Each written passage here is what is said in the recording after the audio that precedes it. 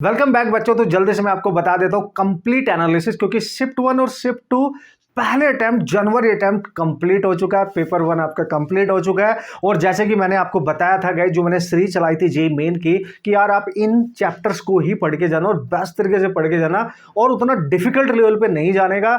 आप basic fundamental concept को अच्छे से अगर उनको प्रैक्टिस करके जाओगे, उनको न्यूमेरिकल, तो आपको 101% क्वेश्चन मिलने वाले हैं। चलो उसकी मैं अलग से बनाऊंगा और पूरी की पूरी कंप्लीट एनालिसिस। लेकिन अभी मैं आपको बता दूं, शिफ्ट वन बच्चों से बात करके, उनसे इंटरेक्शन करके, शिफ्ट वन और शिफ्ट टू में कौन से टॉपिक कवर किए गए, कहां से शिफ्ट वन और शिफ्ट टू में एज इट इज क्वेश्चन पूछे गए। और यू डोंट वरी गाइस, ठीक है। जल्दी से मैं आपको बता रहा हूं शिफ्ट वन शिफ्ट टू दोनों की। तो सबसे पहले हम बात करेंगे शिफ्ट वन की। हालांकि आपने थोड़ी सी एनालिसिस देख ली होगी, लेकिन मैं यहाँ पे क्वेश्चन नहीं बताऊंगा आपको कि कराऊंगा कि ये ऐसे ऐसे करना था, ऐसे नहीं। वो तो देखो, वो वाली बात तो ये हो जाती है कि आपने तो बस अपने ये समझना है कि कौन से चैप्टर से कितने क्वेश्चन आए। टाइम भी बचाना है और अपने एग्जाम को आगे कंटिन्यू करना है, अगर आपका एग्जाम आगे बचा हुआ है, ठीक है।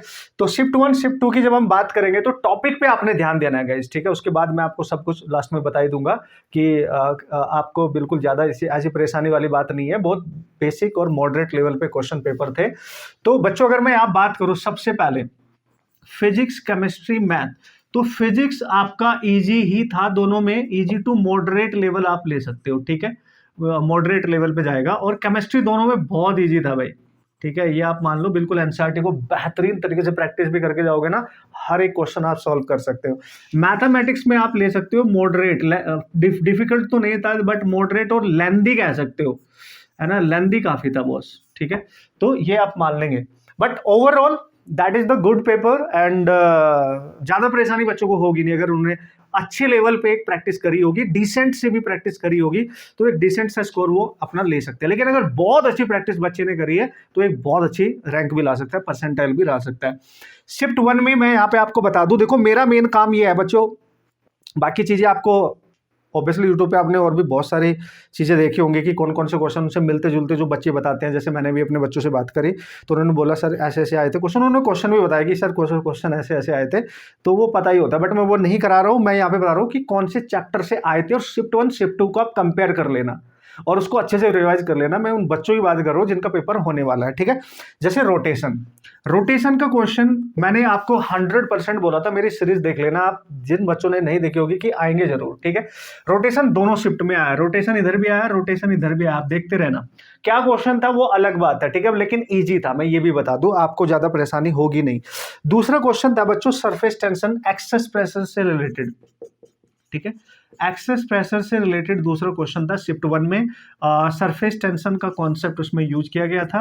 ऑब्वियसली वो क्वेश्चन ऐसा था कि बहुत इजी होता है, मेरी बुक में भी है, मैंने बोला भी था कि भाई ये क्वेश्चन आने हैं, 100% आते हैं, ठीक है।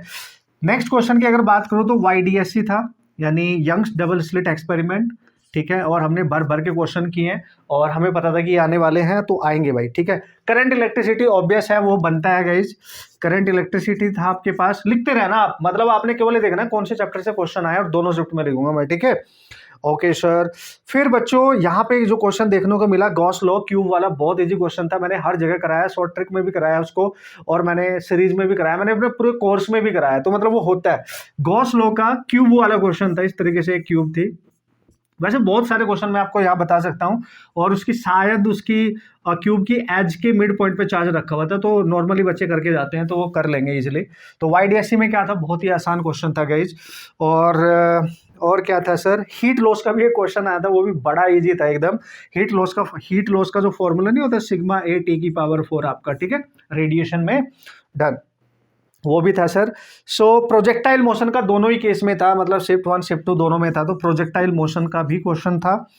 और बच्चों ऑर्गन पाइप का भी क्वेश्चन था, यानी ऑर्गन पाइप, ठीक है, ऑर्गन पाइप वाली आपको पता ही है, उसमें भी था स्टैंडिंग वेव, राइट। तो इजी वाले पोर्शन की मैं बात कर रहा हूँ जो मेरे को यहाँ पे दिख रहे हैं। और ऑब्वियसली सेमीकंडक्टर, उसको आप कैसे भूल सकते हो, है ना, एक से दो क्वेश्चन तो बनते ही हैं, ठीक है। सेमीकंडक्टर, और क्या था सर, हाँ, जितने मेरे को लगे कि ये इतने इतने मेरे को मिले वहाँ पे, सो लगभग, और तो काफ़ी थे भाई, देखो। लेकिन आप उन चैप्टर को देखो जो मैंने आपको बताया था कि हर चैप्टर से आपको क्वेश्चन यहाँ पे मिल जाएगा नॉर्मली, ठीक है। ओके, शिफ्ट वन की मैं बात करूँ, अभी जो बच्चों से मैंने इंटरेक्शन किया इवनिंग में, काफ़ी अंधेरा भी हो गया था एक तरीके से, सो शिफ्ट 2 में, ठीक है। तो that is the terminal velocity. देखो भाई बहुत फेमस होता है कि नहीं, हर साल तो आ ही रहा है यार। सो रोटेशन मैंने आपको बता दिया है, टर्मिनल वेलोसिटी, ठीक है। टर्मिनल वेलोसिटी का भी क्वेश्चन था, मतलब एक तरीके से आप फ्लूइड में एंटर कर रहे हो, ठीक है, और मैटर में, ठीक है, सॉलिड मटेरियल में। तो एमईसी से क्वेश्चन था, बहुत वाहियात इजी था। मैं अभी बोर्ड एग्जाम के लिए भी उसी को बता रहा था, क्लास 12th के लिए। बाकी सीरीज में तो मैंने कराए हैं, वो तो सबको बताया यार। तो पैरेलल करंट कैरिंग, इस तरीके से वायर दे रखे थे, उनके बीच के डिस्टेंस फोर्स आप निकाल सकते हो, इस ओके। तो ये भी था आपका एमईसी, मान सकते हो मैग्नेटिक फील्ड करंट में फोर्स वाला क्वेश्चन। ये तो हर बच्चा 12th वाला फ्रेशर भी करेगा। Current electricity, obviously current electricity से भी क्वेश्चन था, ऑब्वियसली एसी से भी क्वेश्चन था। मैंने बोला था भाई एसी से भी क्वेश्चन आते हैं। और बच्चों इलेक्ट्रोस्टैटिक मैंने यहाँ पे आपको बता दिया था, ठीक है। सो यहाँ पे आपका इलेक्ट्रोस्टैटिक गॉस लॉ, हाँ यहाँ पे मैंने बोला होगा आपको, गॉस लॉ नहीं बोला, बोला तो होगा यार, हाँ गॉस लॉ क्यूब वाला, ये वाला, ठीक है। तो उससे भी क्वेश्चन आना ही है, मतलब इलेक्ट्रोस्टैटिक आप मान के चलो। और यहाँ पे भी क्वेश्चन था बच्चों, यहाँ पे आपका इलेक्ट्रोस्टैटिक डाइपोल का क्वेश्चन आया था। That is not like difficult and lengthy, आराम से कर सकते थे। और इसमें एक चीज छूट गई, डायमेंशन, उसको मैंने कैसे छोड़ दिया, वो तो आना ही है ऑब्वियसली, एरर डायमेंशन। इसमें भी डायमेंशन का क्वेश्चन था बच्चों, ठीक है। भाई मेरा काम है आपको ये बताना कि किस किस चैप्टर से आए हैं, बाकी तो मेहनत तो करनी पड़ेगी। और सीरीज मैंने चला रखी है आपके लिए, कंप्लीट भी हो चुकी है, जेई मेंस की, फ्री ऑफ कॉस्ट है, क्यों ना आप उसको कंप्लीट कर लो अपने अप्रैल अटेम्प्ट के लिए। और जो बच्चे अभी एग्जाम देने वाले हैं, जाओ यार आप 4-5 घंटे उसको ढंग से देखो, कंप्लीट कर लोगे। और वही चैप्टर है, वही देखो, मैं इंतजार कर रहा था जस्ट, है ना, क्योंकि मेरे को नीट के बच्चों को भी थोड़ा मोटिवेट करना है for my book, for my series, जो भी मैं उनके लिए लेके आऊंगा, कि वो उस पर ट्रस्ट करे, उसको फॉलो करे आप। आई गारंटी की क्वेश्चन आपको मिलेंगे, है ना। ये होता है बॉस, ये आप मान के चले, ठीक है। तो डायमेंशन का घना इजी क्वेश्चन था guys, you don't worry, dimension में कोई भी क्वेश्चन आएगा आप कर सकते हैं, ओके। सेमीकंडक्टर का अगेन क्वेश्चन था, सेमीकंडक्टर का अगेन क्वेश्चन तो बहुत ही इजी, मतलब ये मान के चलो डायोड से रिलेटेड क्वेश्चंस। और लेंस का एक इजी क्वेश्चन था, हर बच्चा कर सकता है। जैसे एक लेंस दे रखा है, उसके पार्ट 4 पार्ट कर दिए गए, फिर कॉम्बिनेशन रख के फोकल लेंथ निकाल लो, मतलब ये सब हम पढ़ के रखा है हम लोगों ने, हमें बताया। और फ्लूइड का एक क्वेश्चन और था कंटिन्यूटी इक्वेशन पे, जिसमें फ्लूइड का है ना, फ्लूइड मैकेनिक्स इजी एकदम, जैसे A1 V1 equal to A2 V2 वाला कंटिन्यूटी इक्वेशन आप फॉर्मूला यूज कर सकते हैं। तो ये कुछ क्वेश्चंस थे जो मेरे को बच्चों ने डिस्कस किए, मिले और भी बहुत सारे हैं ऑब्वियसली, बट थोड़ा सा आइडिया तो आपको लग जाएगा, राइट, कि यार हाँ सर वही तो आ रहा है, वही तो यूज हो रहा है, और वही इजी लेवल पे। मैं बोल रहा हूँ ना, फिजिक्स इजी टू मॉडरेट है, मॉडरेट भी बहुत कम लेवल पे मान के चलो, इजी मान के चलो आप फिजिक्स केमिस्ट्री। मैथमेटिक्स को आप मॉडरेट लेंथी मान के चलते हो, ठीक है। सो बच्चों थोड़ा सा आपके माइंड में जो डर था वो फिनिश हो जाएगा। पहला पेपर होने से ये फायदा होता है कि प्रेशर रिलीज हो जाता है ना। आने वाले जो बच्चे हैंगे, ये मान के चलो आप, वो सारे के सारे बच्चे एक अवेयरनेस उनको मिल जाती है और एक कॉन्फिडेंस मिल जाता है कि यार ठीक है, पेपर उतना ज़्यादा खतरनाक तो नहीं है, बट पढ़ना तो पड़ेगा, प्रैक्टिस तो करनी पड़ेगी, क्योंकि जितना इजी पेपर उतनी ज़्यादा परसेंटाइल पे फिर कट ऑफ जाने वाली है। तो ये आपने माइंड में रखना है। तो आपको बढ़िया से रिवाइज करके जाना है, बेसिक फंडामेंटल पे ऑब्वियसली ध्यान देना है, मैथमेटिक्स में आपको प्रैक्टिस पे ध्यान देना है, क्योंकि उसमें कैलकुलेशन लेंथी हो सकती है बच्चों, ठीक है। बाकी एनसीईआरटी कंप्लीट जो भी नोट्स जहां से भी आपने पढ़े हैं, कोचिंग से पढ़े हैं, सेल्फ स्टडी कर रहे हो या एनसीईआरटी को कंप्लीट फॉलो कर रहे हो, उसको कर लो एक बार, पूरी कर सकते हो आप केमिस्ट्री अपनी बहुत अच्छी तरीके से। फिजिक्स में भी बिल्कुल भी डिफिकल्ट पेपर नहीं है यार, बहुत कम क्वेश्चन को छोड़ के बाकी सारे क्वेश्चन इजी टू मॉडरेट ही हैं। तो आप मैक्सिमम अटेम्प्ट कर सकते हो, आउट ऑफ 25-20 तक भी जा सकते हैं बच्चे इजीली, ठीक है। तो ये आप मान के चले। तो this is the analysis guys आज की, आई थिंक आप समझ गए होंगे। और मैं एक बार फिर से बोल रहा हूं, एक बार फिर से आपको सजेस्ट कर रहा हूं, देखो यार, कोई भी इंसान किसी दूसरे इंसान की बातों में ट्रस्ट तभी कर सकता है जब हम अननोन होते हैं, जब वो चीज जब तक प्रूफ ना हो। मैं अभी एनालिसिस करूंगा, पहले शिफ्ट सारी हो जाने दो, सारे क्वेश्चंस ढंग से आने दो। मैं उस पर नहीं जाता कि बच्चों ने ये बताया फिर डेटा उसमें चेंज हो जाता है, तो उसमें मजा नहीं आता। मैं इंतजार करूंगा। लेकिन ये फिजिक्स ना, मैं बता रहा हूँ, ये बुक जो है ना बच्चों आपके पास, और जो मैंने कोर्स बड़ी उसके बनाया कि यार कंपटीशन वाला बच्चा एक्चुअली, मतलब डिक्टो क्वेश्चन है इसमें। मैं आपको सॉर्टरी वाले भी दिखाऊंगा, मैं आपको फॉर्मूला बेस भी दिखाऊंगा। मतलब एक बच्चा जो पूरे साल भर मेहनत करता है भाई, पूरे साल भर मेहनत करने के बाद उसके एक अच्छे मार्क्स नहीं आ पाते हैं, उसको नहीं पता चल पाता कि कैसे क्वेश्चंस आने हैं एग्जाम में। इस बुक में मैंने सेलेक्ट करके, बहुत रिसर्च करके सब कुछ लगा के, अपनी नॉलेज सब कुछ पूरा एक्सपीरियंस तब लिखी थी, ऐसे नहीं लिखी थी like some another text book. This is not a text book, problem based book है कि ऐसे ही क्वेश्चन नीट और जेईई मेंस में, again I repeat, not for JEE advanced, क्योंकि ये एडवांस के लिए आपको बहुत डिफरेंट चीज़ों की सिचुएशन होती है। और according to the current pattern of the entrance examination, जैसे नीट हो गया, जेईई मेन हो गया, भाई 100% आपको सिमिलर क्वेश्चन मिल रहे हैं, मिलेंगे। और मैं खुश हो गया था शिफ्ट 1 शिफ्ट 2 को देख के कि ये तो डिक्टोइच मिल गई, डिक्टोइच। जो बंदा इसको लगा के जाएगा वो 100% बहुत अच्छा स्कोर करके आएगा। ये मैं अभी बता रहा हूँ इसी के थ्रू, और जब मैं इसको रिलीज करूंगा ना, इस वीडियो को, सारी शिफ्ट के सारे क्वेश्चन देख के, है ना, तब आप देखेंगे और तब आपको ट्रस्ट होगा।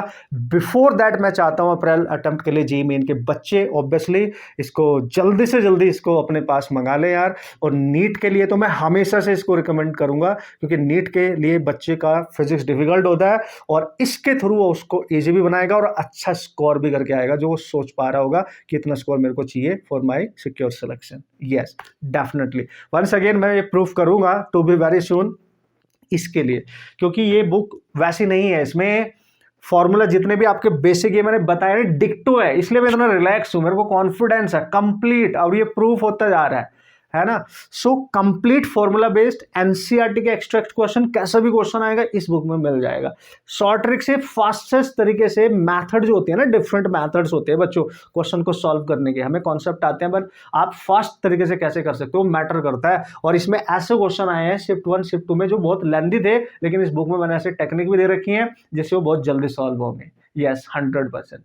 सो दैट्स वाई मैं आज बहुत खुश हूं, क्योंकि ये एनालिसिस मैं जब क्वेश्चन के साथ बनाऊंगा, इस बुक से रिलेट करके, पेज नंबर बता के, क्वेश्चन नंबर बता के और अपना मेथड बता के, जो मैंने हैंड रिटन लिखा है, खुद से लिखा है, उसको खुद से सॉल्यूशन तैयार किया है आप सबके लिए, नीट जेईई मेंस के लिए, क्लास 11th क्लास 12th में आपके, अगर इसको आप पढ़ रहे हो तो आपके ऑब्जेक्टिव सॉल्व करने की जो कैपेसिटी होगी ना, बहुत स्ट्रांग हो जाएगी।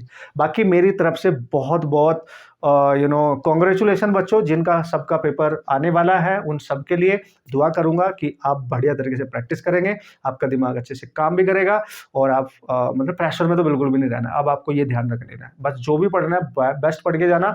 और जो बच्चों का पेपर आने वाला है, एक वीडियो मैंने रिलीज करी थी यूट्यूब पे बच्चों, जस्ट मतलब फॉर जो आज पेपर होना था उससे जस्ट पहले, कि भाई आपको कॉन्ग्रेचुलेट करने के लिए एक तरीके से, और आपके लिए ऑब्वियसली दुआएं और मन्नतें करने के लिए, ठीक है। उसमें मैंने एक पीडीएफ फ्री डाली है, उस पीडीएफ को आप डाउनलोड कर लेना। मैं उस पीडीएफ को अभी कल के कल शिफ्ट 1 शिफ्ट 2 के थ्रू उसमें बताऊंगा इस फॉर्मूले में, इस फॉर्मूले में इतने इतने क्वेश्चन आए, और वहीं से टॉप 105 फॉर्मूला मैंने दिए थे, उसमें सारे फॉर्मूले आपको मिल जाएंगे जिसपे मैंने क्वेश्चन बनाए, जिसपे शिफ्ट 1 शिफ्ट 2 में क्वेश्चन आए। आप अदर चैनल पे चेक कर सकते हो, किसी भी यूट्यूब चैनल पे, जो भी अदर अकेडमी, बड़ी बड़ी अकेडमियों के चले रहे हैं, वहां देख सकते हो। जो मेरी पीडीएफ में आप उसको चेक करोगे, आपको क्वेश्चन मिलेगा और वो फॉर्मूले वहां एज इट इज लिखे हुए मिलेंगे, क्योंकि बच्चों वो फॉर्मूले एज इट इज कहीं से उठा के डाल नहीं दिए गए, उनकी पूरी एनालिसिस की गई थी कि पास्ट 10 ईयर्स में, 20 ईयर्स में कैसे क्वेश्चन किस फॉर्मूले पे सबसे ज्यादा रिपीट होते हैं।